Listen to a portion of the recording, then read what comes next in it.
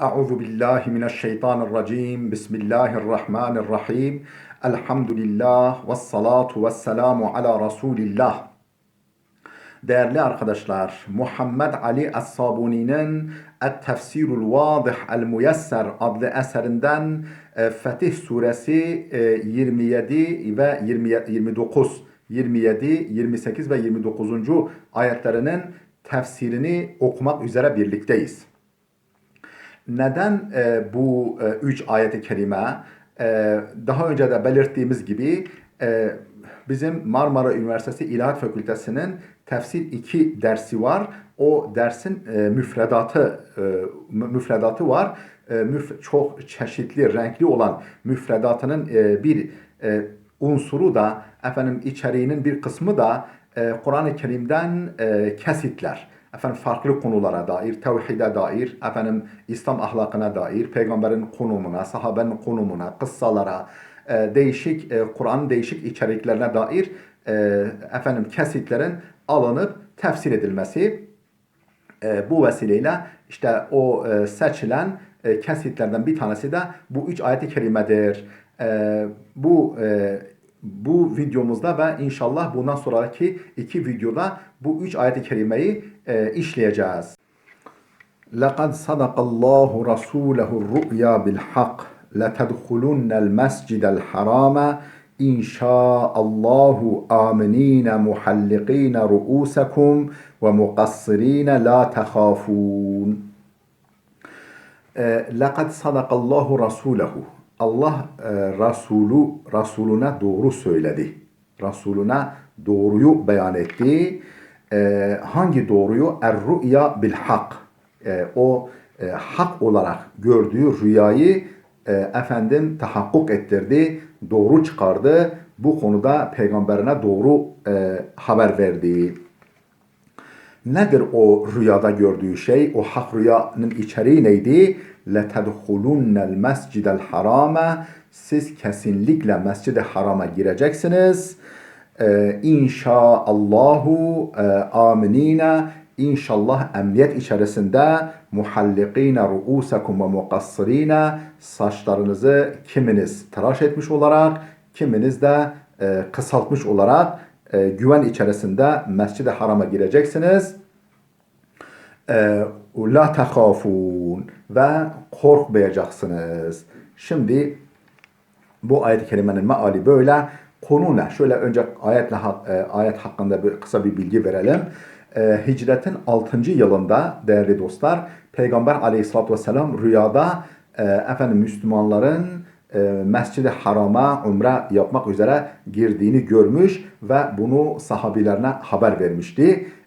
Ve bir fiilde yola çıkılmıştı. Hudeybiye denilen mevkiye geldiklerinde müşrikler durumu haber aldılar ve önlerine çıkıp onları engellediler. Yani Mekke'ye çıkmalarına müsaade etmediler.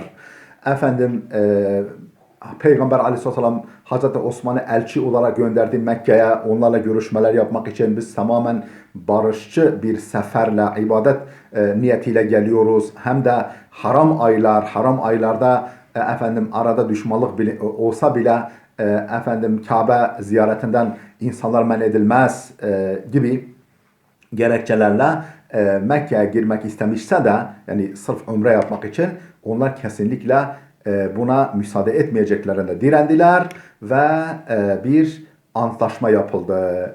Antlaşma hemen bütün maddeleri Müslümanların aleyhinde, zahiren aleyhinde gibi duruyordu. Mesela en önemli maddelerden bir tanesi neydi? İşte o sene umreye gidilmeyecekti. Seneye tamamen silahsız bir şekilde umre yapılabilecekti. Müslümanların tarafından Mekkelilerin tarafına geçenler olursa iade edilecek. Yani daha doğrusu peygamber tarafından Mekke'ye gidenler olursa iade edilmeyecek. Tersi olursa iade edilecek. Yani Mekkeli müşriklerden Müslüman olup da peygamberin işte cemaatine, sahabilerine katılan olursa onlar iade edilecek. Hatta tam o sırada Süheyl bin Amr yani bu müzakereci Mekke temsilcisi Süheyl bin Amr'ın oğlu hem de efendim zincirlerini sürükleye geliyor. Efendim Müslüman oluyor. Nasılsa efendim zincirini koparmış gelmiş Müslümanlara katılmak için.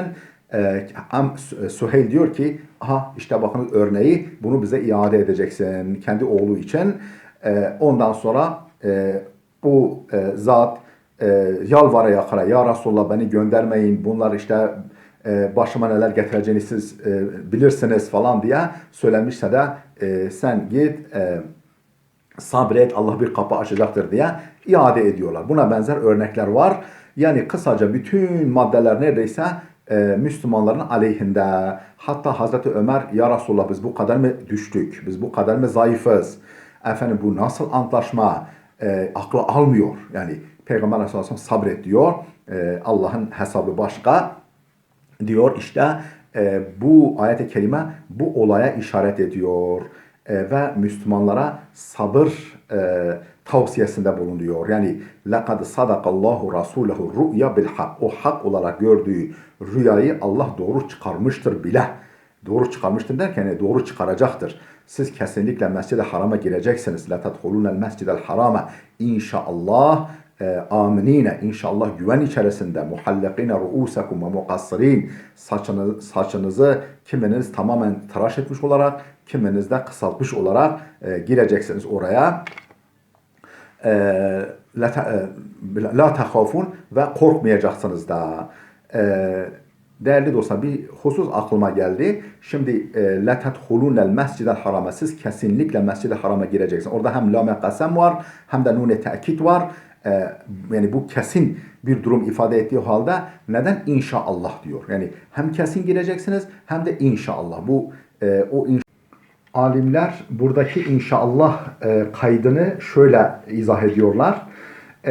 Yani setedhulun el mescidel haram, letedhulun el mescidel harama inşaallahu, yani siz efendim bu sene Hudeybiye'de bulunduğunuz ekibin tamamıyla, yani gelecek sene hiç fire vermeden, yani bu şekilde Mescid-i Haram'a gireceksiniz. Yani bu inşallah, yani her halükarda gireceksiniz ama inşallah seneye herkes sağ, selamet, efendim herkes eksiksiz bir şekilde Mescid-i Haram'a girersiniz. Ona yönelik olabilir inşallah. İkincisi inşallah yani dilerim, umarım yani karşı taraf bir delilik yapmaz. Yani bir girersiniz aminine, emniyet içerisinde onlar efendim size karşı koyma cesareti, mecali bulamazlar. Yani o dilek o noktaya yönelik. Yahut da efendim hani malum Peygamber Aleyhisselam bu olayı önce rüyada görmüş ya, yani bu ayet sonradan ayet iniyor. Efendim bu rüyanın aktarımıdır. Rüyayı kim gösteriyor peygambere? Melek. Yani melek rüyada peygambere bu olayı anlatıyor. Bunu söyleyen melektir. Yani inşallah ifadesi meleğin sözü de olabilir. Allah o rüyayı aktarıyor olabilir. Bu şekilde değişik biçimlerde bu inşallah kelimesi yorumlanıyor.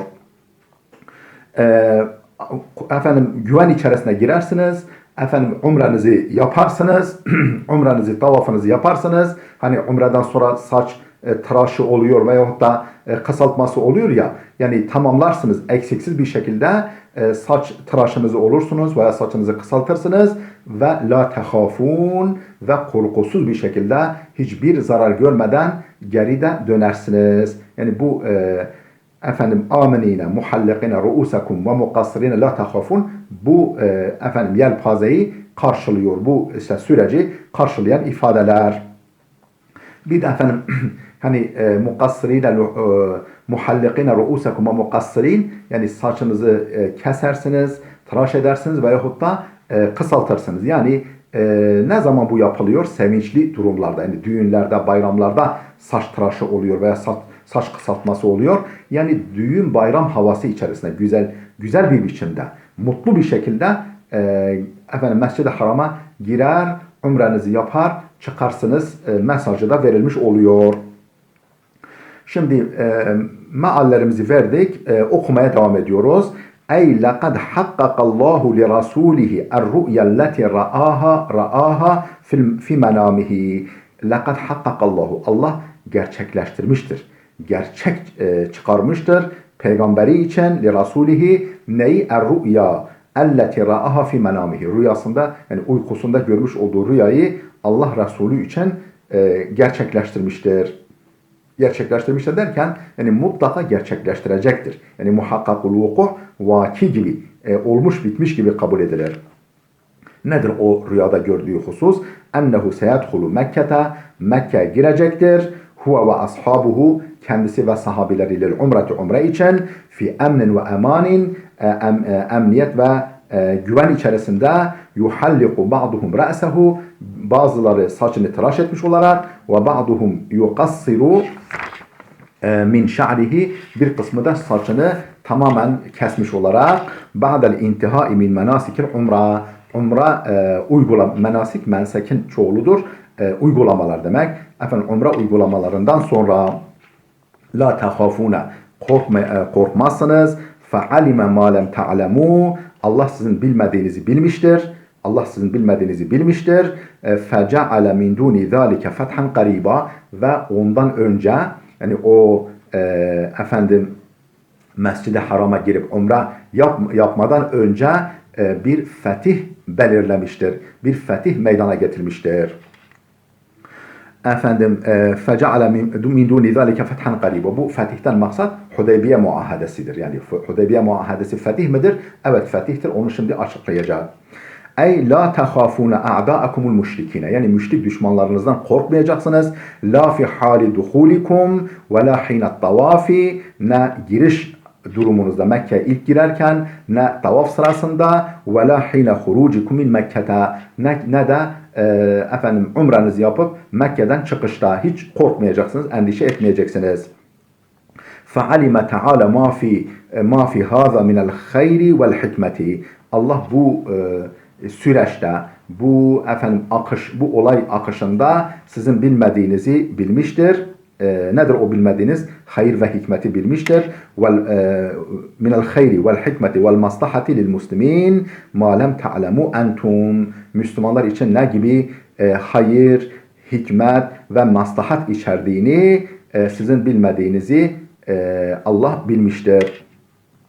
فَجَعَلَ قَبْلَ ذَٰلِكَ فَتْحًا عَاجِلًا o dediğimiz gibi umre yapmasından önce de belirlemiştir. Fethan acilen peşin bir fetih. Öncelikli bir fetih. O fetih ne? Ve huve sulhul Hudeybiye. Hudeybiye antlaşmasıdır. Ve semmahu Teala fethan Allah bu antlaşmayı fetih diye adlandırmış. Niçin? Lima qaddarahu Allahu Teala min zuhuril İslami fi tilkel müddeti. Allah'ın o müddet içerisinde, o Hudeybiye muahadesinin yürürlükte olduğu süre içerisinde Allah'ın takdir etmiş olduğu İslam'ın zaferi. O arada İslam'ın kazandığı zafer. Yani bütün şartlar zahiren Müslümanların aleyhinde ama aslında Allah o şer gibi görüneni hayra tebdil etmiş. Biraz sonra söyleyecek o kısa zaman zarfında Mekke fethine kadar kaç kişi Müslüman olmuş? Daha önce Hudeybiye antlaşması sırasında Müslümanların sayısı kaçtı? O antlaşmadan sonra Mekke fethine kadar kaç kişi olmuş? Onu bize söyleyecek. Bunu belirten rivayeti bize aktaracak kitabımız.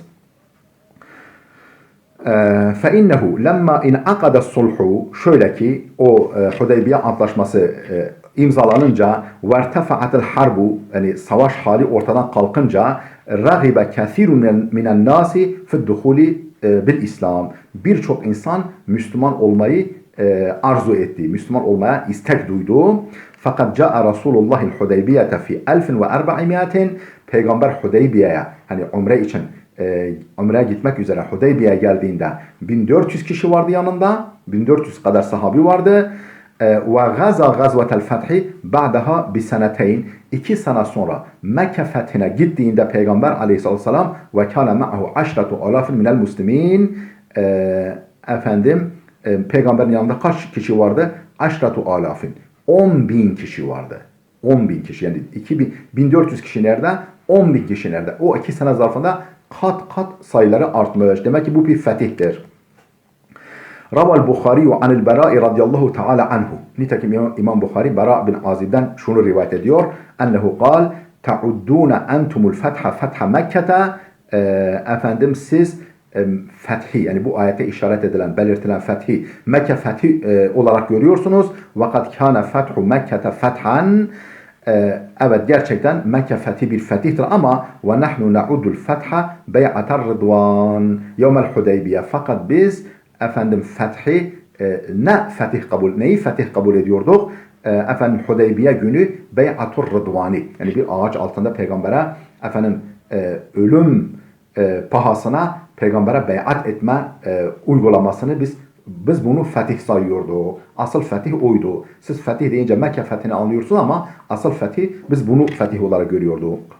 Amma rü'yelleti eşaret ileyhel ayetul kerimetu. Ayet-i kerimenin işaret ettiği rüyaya gelince fakat ra'a aleyhisselam fi menamihi, Peygamber aleyhisselam rüyasında görmüştü. Ve huve fil medinetil munevvera, Medine-i Munevvere'deyken neyi görmüştü? Ennehu dehale Mekke'de ma'a ashabihi muhrimin, ihramlı bir şekilde ihrama girerek sahabileriyle beraber Mekke'ye girdiğini ve tafu bil beyti amenine mutmainnin, emniyet ve güven içerisinde Beytullah'ı tavaf ettiğini görmüş. ثُمَّ تَحَلَّلُوا مِنْ عُمْرَتِهِمْ, sonradan umralarından çıkıp ihramları çıkardıklarını da görmüş rüyada. فَحَدَّثَ بِذَٰلِكَ أَصْحَابَهُ, bunu sahabilerine anlatmış o rüyasını. فَفَرِحُوا وَاسْتَبْشَرُوا, efendim sevindiler, efendim mutlu oldular bu rüyadan dolayı. Demek ki biz işte Mekke'ye gireceğiz falan diye. فَلَمَّا وَقَعَ صُلْحُ الْحُدَيْبِيَةِ, fakat Hudeybiye antlaşması olunca, dedik ya bütün maddeler Müslümanların aleyhinde gibi, صَعُبَ عَلَى نُفُوسِ sahabe, bu Müslümanların ruhuna, gönlüne çok çetin geldi. اَنْ لَا تَتَحَقَّقَ الرُّؤْيَا ذَٰلِكَ الْعَامِ, o sene rüyanın gerçekleşmemesi Müslümanlara çok ağır geldi. Onlar ruhunu çok böyle ezdi adeta. وَدَخَلَ اِلَى نُفُوسِهِمُ الْهَلَعُ وَالْجَزَعُ, efendim onların ruhlarını sabırsızlık ve sızlanış bürüdü, tedirginlik bürüdü. فَنَزَلَتِ الْآيَةُ الْكَرِيمَةُ, bunun üzerine bu ayet-i kerime indi. تُؤَكِّدُ لَهُمْ صَدْقَ هَذِهِ الرُّؤْيَا, bu ayet-i kerime ne yapıyor? Bu rüyanın doğru olduğunu, gerçek olduğunu, biraz beklemeleri gerektiğini vurgulayarak, üzerine basa basa anlatmak üzere ayet indi. وَاَنَّهُ لَا بُدَّ اَنْ تَتَحَقَّقَ رُؤْيَا الرَّسُولِ, peygamber rüyasının mutlaka gerçekleşeceğini belirtmek üzere ayet indi. وَاَنَّ وَرَاءَهَا مَهُوَ اَكْبَرُ مِنْ دُخُولِ الْمَسْجِدِ الْحَرَامِ, ve onun ötesinde, onun berisinde Mescid-i Haram'a girmekten çok daha büyük bir husus, bir fetih bulunduğunu da belirtti ayet. وَرَآهُمُ الْفَتْحَ الْأَعْظَمِ فَتْحَ مَكَّةَ, daha doğrusu وَرَآهُمْ الْفَتْحَ الْأَعْظَمَ فَتْحَ مَكَّةَ. Tabi bunun Mekke fethi olduğunu da söyleyenler var. Yani ardından Mekke fethi gelecek. Ve kullu zalike kad tahakkak. Hakikaten bütün bunlar tek tek gerçekleşti. Ayetin haber verdiği bu olaylar gerçekleşti. Fe fis seneti sadiseti kana sulhu, hicretin 6. yılında sulh-i Hudeybiye oldu. Ve fis sabi'ati eddul umrata el umrata amenine mutmainnine, ertesi sene yani hicretin 7. yılında emniyet ve güven içerisinde umreyi eda ettiler. Ve fi seneti thamineti, 8. hicri yılda ise kâne fethu Mekke'te, Mekke fethi gerçekleşti.